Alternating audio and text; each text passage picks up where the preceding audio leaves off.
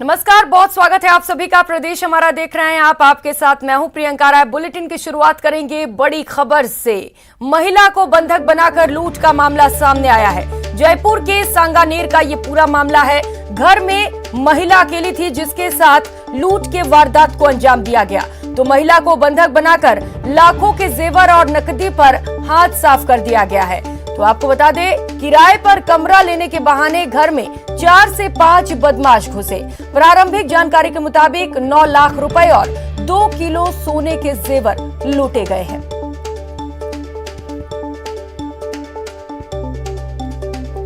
तो जयपुर के सांगानेर से ये बड़ी और अहम खबर आपको बता रहे हैं, जहां पर महिला को बंधक बनाकर उसके साथ लूट के वारदात को अंजाम दिया गया। तो आपको बता दें, किराए पर कमरा लेने के बहाने घर में 4 से 5 बदमाश घुसे थे और इस दौरान बदमाशों ने महिला को बंधक बना दिया और लूटपाट की वारदात को अंजाम दिया। तो आपको बता दें, घर में ये जो महिला थी वो अकेली थी, जिसे देखते हुए इसको निशाना बना लिया गया। तो अभी फिलहाल जो जानकारी हमारे तक आ रही है उसके मुताबिक 9 लाख रुपए और 2 किलो के सोने के जेवरात की लूट की गई है। तो बड़े सवालिया निशान खड़े होते हैं पुलिस प्रशासन पर। इस तरीके से घर में बदमाश घुसते हैं और लूटपाट की वारदात को अंजाम देते हैं।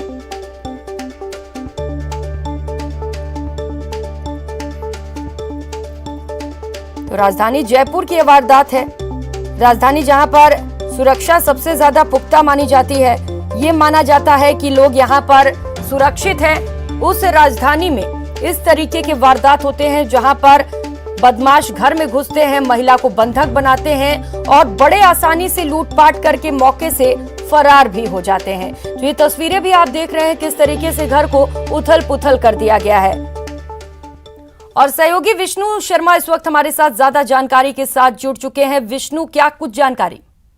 देखिए प्रियंका, ये जो पूरा मामला है जयपुर के सांगानेर इलाके का है। यहाँ पर गुलाब विहार कॉलोनी है, जहाँ पर रहने वाले रामधन सैनी, जो कि पूर्व पार्षद हैं और पेशे से प्रॉपर्टी डीलर हैं।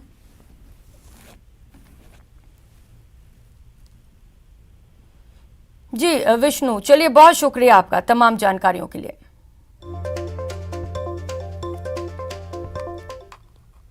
और रुक कर लेते हैं अगली खबर का। सोजत में फरार हुआ पॉक्सो का आरोपी। मौका तस्दीक के दौरान आरोपी मौके से फरार हो गया। राजसमंद से आरोपी को गिरफ्तार किया गया था। आरोपी पप्पू राम बावरी पुलिस कस्टडी से फरार हो गया है। सोजत थाना क्षेत्र के धंधेड़ी गांव का ये पूरा मामला है।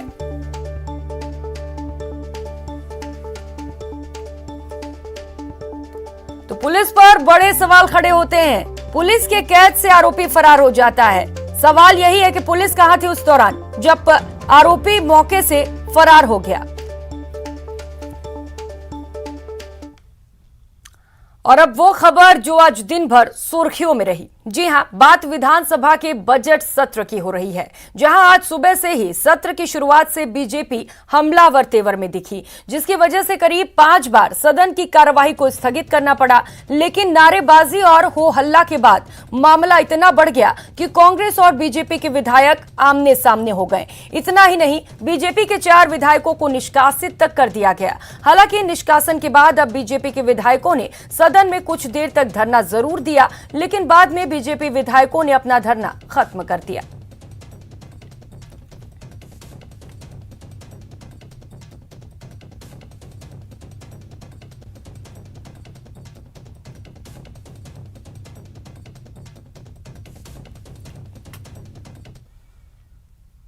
बजट सत्र का तीसरा दिन कैसा होगा ये कहना मुश्किल है, लेकिन आज हंगामे के बाद अंत सुलह के तौर पर हुई। हालांकि पूरे दिन सदन में कामकाज कम और सियासत ज्यादा देखने को मिली।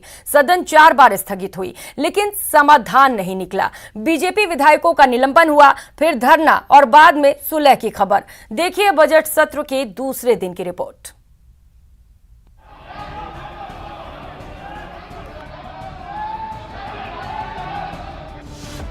रीट पर हीट अनलिमिटेड।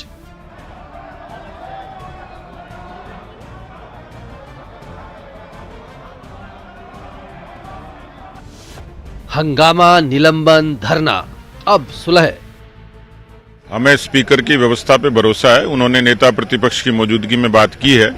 चारों सदस्यों को उन्होंने अलाउ किया है। कल सुबह 10 बजे विधायक दल की बैठक में आगे की रणनीति के बारे में विचार करेंगे। बजट सत्र का दूसरा दिन माननीयों के हंगामे के नाम रहा। क्या विपक्ष और क्या सत्ता पक्ष, सभी अपनी बातों पर अड़े रहे। ना बहस हुई न चर्चा। पहले जमकर हंगामा हुआ, मर्यादा की सीमा लांघी गई, कार्रवाई हुई, विरोध में धरना हुआ और थोड़ी देर के बाद ऑल इज वेल का संदेश आ गया।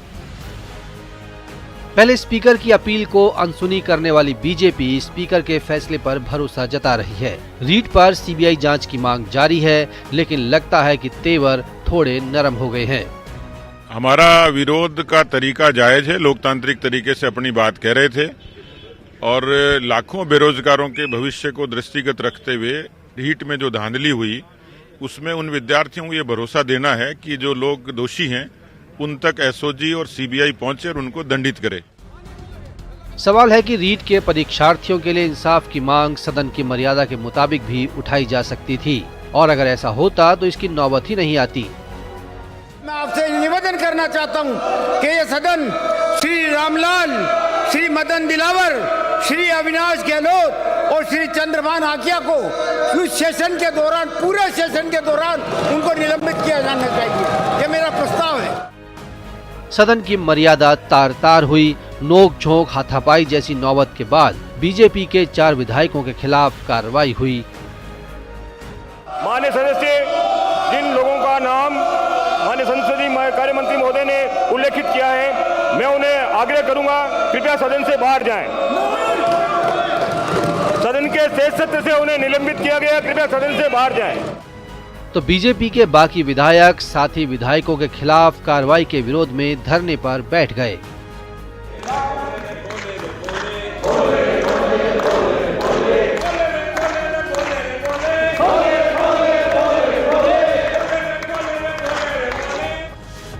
इससे पहले सदन में रीट पर ब्लैक पेपर को लेकर मंत्री खाचरियावास और बीजेपी के रामलाल में झड़प हुई। विधायक रामलाल से खाचरियावास ने ब्लैक पेपर छीन लिया, तो मंत्री अर्जुन बामनिया की रामलाल से तीखी नोकझोंक हो गई। वहीं खाचरियावास ने बीजेपी पर रीट के मामले को लेकर राजनीति करने का आरोप लगाया, तो सदन के उपनेता राजेंद्र राठौड़ ने साफ कर दिया कि लाखों छात्रों के लिए बीजेपी लड़ाई लड़ रही है। 14 बार भारतीय जनता पार्टी के शासन में 14 बार पेपर लीक हुआ, एग्जाम हुए, दोबारा मुकदमे दर्ज हुए, एक बार भी बीजेपी गिरफ्तारियां नहीं कर पाई। कांग्रेस पार्टी ने पेपर लीक हुआ, मुख्यमंत्री ने कहा कुछ भी हो जाए, एसओजी को जांच दी, एक भी बचना नहीं चाहिए। आज तक की सबसे बड़ी कार्रवाई पेपर लीक की। अशोक गहलोत जी ने अब तक 4 अलग अलग मामले सीबीआई को सौंपे हैं, पर इस मामले के अंदर रीट की चीट के अंदर अपने सहयोगियों की तरफ बढ़ती हुई सख्ती सुइयों को देखते हुए वो नकार रहे हैं। दरअसल बजट सत्र के दूसरे दिन कार्यवाही शुरू होते ही गुलाबचंद कटारिया के नेतृत्व में बीजेपी के विधायकों ने सीबीआई जांच की मांग को लेकर हंगामा शुरू कर दिया। कटारिया के साथ ही सतीश पूनिया, राजेंद्र राठौड़ ने भी मोर्चा संभाला, तो विधायक मदन दिलावर को सभापति ने कई बार चेतावनी भी दी। आपको बता दें कि दूसरे दिन यूं हंगामे की भेंट चढ़ा सदन। प्रश्नकाल के साथ शुरू हुई कार्यवाही 11:40 पर स्थगित करनी पड़ी। 12 बजे कार्यवाही शुरू हुई तो 12:23 पर 2 बजे तक के लिए कार्यवाही स्थगित कर दी गई। 2 बजे कार्यवाही शुरू होते ही 3 बजे तक के लिए फिर स्थगित कर दी गई।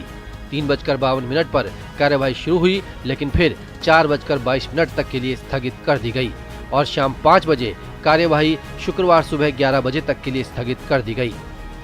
Dinesh Sharma, news 18 network, Jaipur. रुक करेंगे अगली खबर का। प्रदेश सरकार ने लंबे इंतजार के बाद राजनीतिक नियुक्तियां कर दी हैं। बीकानेर से कांग्रेस नेता लक्ष्मण कड़वासरा को भूदान यज्ञ बोर्ड अध्यक्ष की जिम्मेदारी सौंपी गई। नई जिम्मेदारी मिलने के बाद कड़वासरा ने कहा कि बोर्ड में पेंडिंग मामलों का निस्तारण करना उनकी प्राथमिकता रहेगी। वहीं उन्होंने साधारण कार्यकर्ताओं को जिम्मेदारी देने पर कांग्रेस नेतृत्व का आभार व्यक्त किया। भूदान यज्ञ बोर्ड अध्यक्ष से बात की हमारे बीकानेर संवाददाता विक्रम जागरवाल ने। किस तरह से देखते हैं, नई जिम्मेवारी दी है, क्या मानते हैं इसको लेकर? देखो, मैं तो कांग्रेस का शुरू से कार्यकर्ता रहा और कभी कोई पद मांगे नहीं। पार्टी ने, शीर्ष नेतृत्व ने जो भी जिम्मेवारी दी उसका मैंने बखूबी निर्वहन किया है। और मेरे एक साधारण कार्यकर्ता को जो प्रदेश स्तर पर एक भूदान यज्ञ बोर्ड का मुझे चेयरमैन की दायित्व दिया गया है, तो इससे कार्यकर्ताओं में मैसेज जाएगा कि कांग्रेस पार्टी में सब लोगों का इज्जत मान सम्मान है और हर एक को उनकी योग्यता के हिसाब से सम्मान पद देकर नवाजा जाता है। तो बिल्कुल, जो भूदान बोर्ड की अगर बात करें तो लंबे समय से जो ये पद जो है वो रिक्त था। जो किसानों की कई सारी समस्याएं होती है या जो ज़मीनों की जो समस्याएं होती है उसको लेकर किस तरह से काम किया जाएगा? देखो, मैं किसान परिवार से संबंध रखता हूँ, किसान का बेटा हूँ, ज़मीन से जुड़ा हुआ हूँ और आम कार्यकर्ता। मैं पिछले 15 साल तक कांग्रेस का अध्यक्ष रहा, तो बीकानेर जिले के तो कम से कम हर गांव तक पहुंचा हुआ हूँ। और शियोंग से जो मुझे पद दिया गया है, इसकी सबसे ज़्यादा ज़मीन पूरे भारत में सबसे ज़्यादा भूमि दान की हुई छत्तीसगढ़ एरिया में 1,42,000 बीघा बीकानेर जिले में है। तो यहाँ लोगों के आवंटन की, खातेदारी की कई समस्याएं हैं, कई फाइलें लगी हुई जो इंतज़ार में है।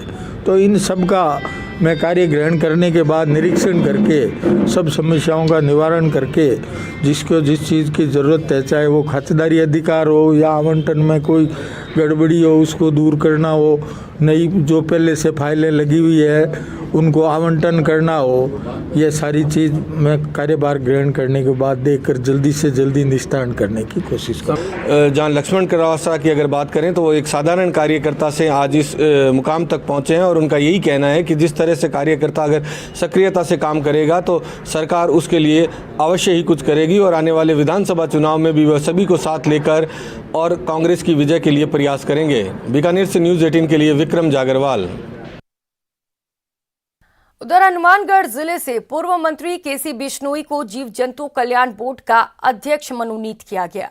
अध्यक्ष बनने पर केसी बिश्नोई ने न्यूज़ 18 से खास बातचीत की और कहा कि कम समय में जीव जंतुओं के लिए अधिकतम काम करना उनकी प्राथमिकता रहेगी। राजस्थान सरकार ने कल राजनीतिक नियुक्तियां की हैं और राज्य में कांग्रेस सरकार बनने के 3 साल बाद, जो कि कार्यकर्ताओं और नेताओं को काफ़ी लंबे समय से इंतजार था, राजनीतिक नियुक्तियों का वो कल हुई हैं। और हनुमानगढ़ ज़िले की बात करें तो ज़िले में पवन गोदारा के अलावा केसी बिश्नोई जो पूर्व मंत्री हैं राजस्थान सरकार में और ज़िले के संगरिया निवासी हैं, उनको जीव जंतु कल्याण बोर्ड का अध्यक्ष बनाया गया है। और इस समय हमारे साथ हैं केसी बिश्नोई, बात करते हैं इनसे। आपको जीव जंतु कल्याण बोर्ड का अध्यक्ष बनाया गया है, अभी 2 साल का समय बचा है, तो क्या आपको नहीं लगता कि 2 साल का समय कम है काम करने के लिए? 2 साल का समय कभी कोई कम नहीं होता है, काम करना चाहे तो। मैं कह रहा हूँ हमारे समाज के अंदर जीव जंतु की रक्षा की जाती है, पेड़ पौधों की रक्षा की जाती है। पेड़ों के लिए तो हमारे समाज में मेरी माताओं ने, बहनों ने और मेरे भाई बुजुर्गों ने 363 लोगों ने बलिदान किया था, पेड़ नहीं कटे और वो महाराजों को रोकने पड़े। इसीलिए अगर हम घूमेंगे, काम करेंगे, मेहनत करेंगे तो कोई टाइम की कम नहीं है। पशु क्रूरता की बात करें या जीवों के संरक्षण की बात करें तो इसको लेके क्या प्राथमिकताएं रहेंगी? हमारी प्राथमिकता रहेगी उनके पशुओं को किसी तरह की कष्ट ना हो, किसी तरह की बीमारी है तो उसका इलाज कराएं और करेंगे, सारा वो तरकीब से उसको स्वस्थ रखेंगे। ये थे केसी बिश्नोई, जीव जंतु कल्याण बोर्ड के नवनियुक्त अध्यक्ष। इनका कहना है कि समय भले ही कम हो, अगर काम करने का जज्बा अगर है तो समय कम कुछ नहीं होता। और प्राथमिकताएं इन्होंने बताई हैं कि जीव जंतुओं के कल्याण के लिए पूरी तरह से ये प्रतिबद्ध रहेंगे। राजू रामगढ़िया, न्यूज़ 18 राजस्थान, हनुमानगढ़। खबरों में आगे बढ़ेंगे। केंद्रीय कृषि राज्य मंत्री कैलाश चौधरी ने दावा किया है कि पंजाब में इस पर बीजेपी की सरकार बनेगी। बाड़मेर सांसद कैलाश चौधरी ने दावा किया है कि पंजाब का हर व्यक्ति डबल इंजन की सरकार चाहता है। बीजेपी के साथ अकाली दल के ना होने पर उन्होंने कहा कि जनता ने सबको देखा है, अकाली की सरकार भी देखी है और कांग्रेस का शासन भी देखा है। जनता देख रही है कि विकास किसने करवाया है। लोगों के सामने गुजरात और उत्तर प्रदेश का उदाहरण भी है, इसीलिए अब पंजाब की जनता भी भाजपा की सरकार चाहती है।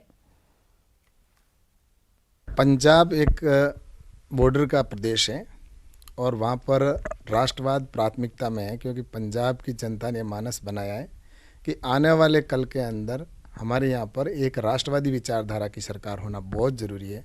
और इस दृष्टि से वहाँ पर विकास से भी महरूम रहा है और इस सारे विषय को देखते हुए पंजाब में डबल इंजन की सरकार बने ताकि केंद्र की योजना डायरेक्ट नीचे तक पहुँचे।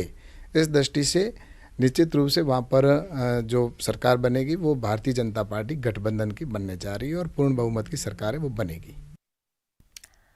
29वीं international conference of Indian association of palliative care का उद्घाटन आरएएस क्लब में हुआ। Bhagwan Mahavir cancer hospital and research centre और Indian association of palliative care की ओर से ये कॉन्फ्रेंस हो रही है। उद्घाटन सत्र में चिकित्सा और स्वास्थ्य विभाग के प्रमुख शासन सचिव वैभव गलारिया ने पैलिएटिव केयर की बढ़ती जरूरत पर चर्चा की। कार्यक्रम में 16 देशों से पैलिएटिव केयर विशेषज्ञों ने भाग लिया। BMCHRC के अध्यक्ष नवरतन कोठारी ने हॉस्पिटल की ओर से किए जा रहे कार्यों के बारे में बताया। कॉन्फ्रेंस की आयोजक सचिव डॉक्टर अंजुम खान ने बताया कि दुनिया में 56.8 मिलियन लोगों को पैलिएटिव की जरूरत है, लेकिन उस अनुपात में पैलिएटिव केयर विशेषज्ञ नहीं है। वर्कशॉप में 400 से ज्यादा प्रतिभागी शामिल रहे। शुक्रवार को मुख्य कॉन्फ्रेंस के सत्रों की शुरुआत होगी।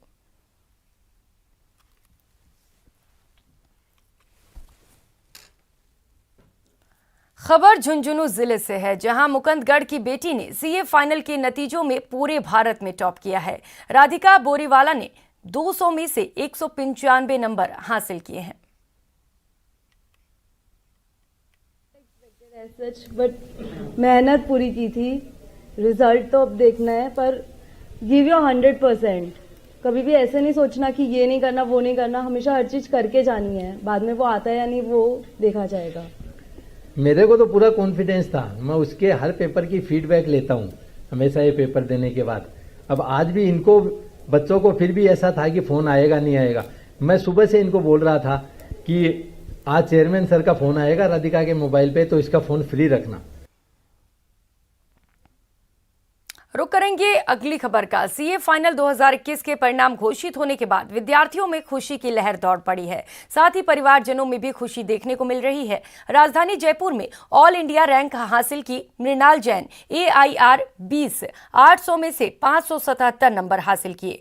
रक्षित बयानी AIR 29 800 में से 562 नंबर। यथार्थ कुमार बापना AIR 32 800 में से 559 नंबर रैंक हासिल किए हैं। सभी ने राजधानी का नाम रोशन किया है। छात्रों ने अपने माता पिता को सफलता का श्रेय दिया और बताया कि पढ़ाई के साथ ही खेलकूद में भी कोई कमी नहीं रखी। पूरे दिन में 8 घंटे पढ़ाई कर आज ये मुकाम हासिल किया।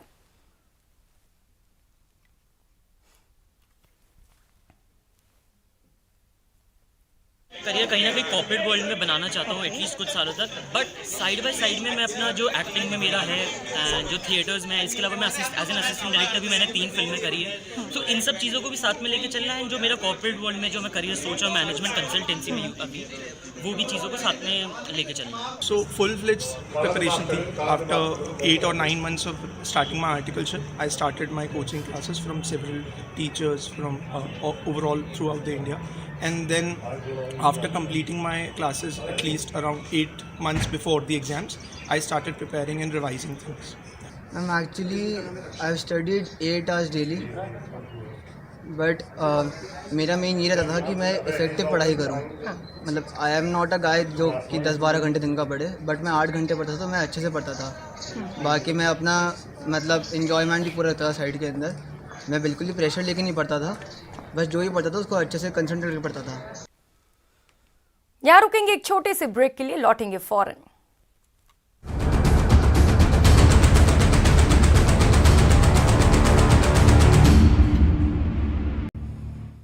ब्रेक के बाद आप सभी का स्वागत है। 4 वर्षीय बालिका से दुष्कर्म और हत्या के मामले में सीएम गहलोत ने अपनी प्रतिक्रिया दी और कहा कि बच्ची से दुष्कर्म मामले में दोषी को फांसी की सजा सुनाई गई है। इस केस के लिए सरकार ने स्पेशल पब्लिक प्रोसिक्यूटर नियुक्त किया था। सीएम ने ट्वीट कर कहा कि जयपुर के नरैना से 5 साल की बालिका से दुष्कर्म और हत्या के मामले में दोषी को फांसी की सजा सुनाई गई है। कोविड की मुश्किलों के बावजूद जयपुर ग्रामीण पुलिस ने केस ऑफिसर स्कीम के तहत जांच की।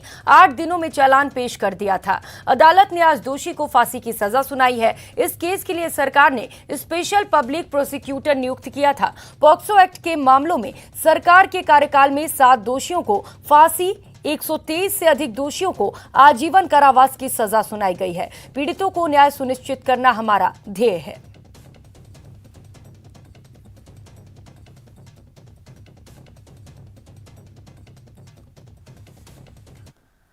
और रुक करेंगे अगली खबर का। राष्ट्रीय लोकतांत्रिक पार्टी के राष्ट्रीय संयोजक तथा नागौर सांसद हनुमान बेनीवाल ने गुरुवार को लोकसभा में सेना भर्ती नहीं होने से उत्पन्न स्थिति के संबंध में शून्यकाल के दौरान सरकार का ध्यान आकर्षित किया।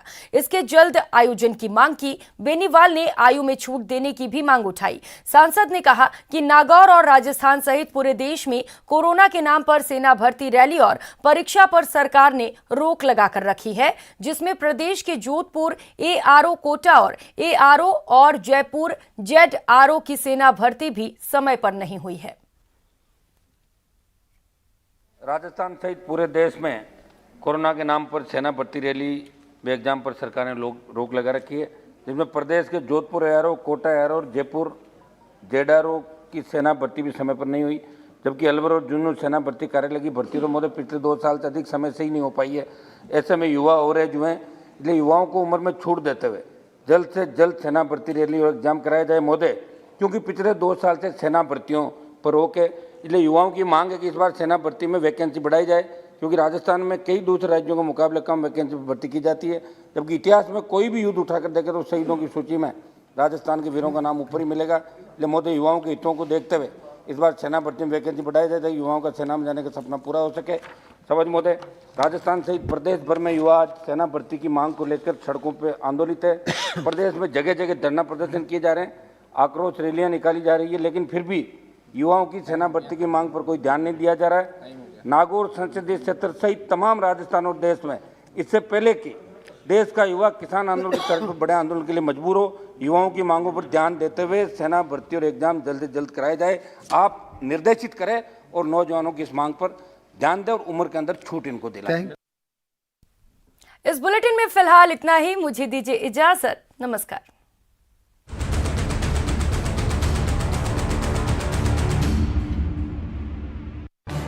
इस न्यूज हेडलाइंस के प्रायोजक पेट सफा